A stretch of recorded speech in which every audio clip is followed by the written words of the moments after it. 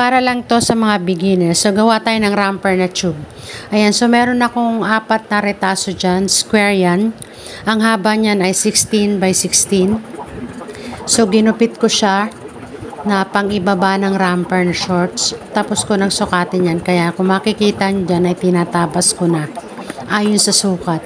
So, ang waistline yan ay pwede sa 22 to 24. Yan.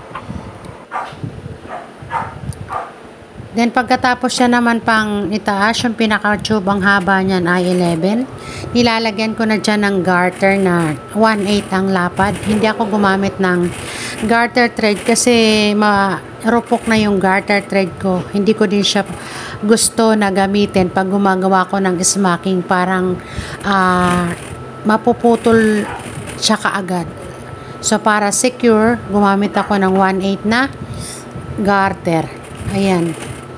So, yun nga lang, kailangan matyaga ka maglagay siya ng garter ng finished product. Pagkatapos, binuo ko na dyan yung pang ibaba.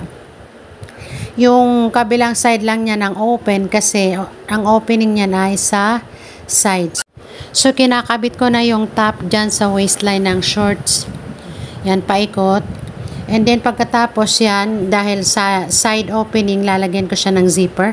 Ayan ang finished product. Hanggang dito na lang. Thank you for watching.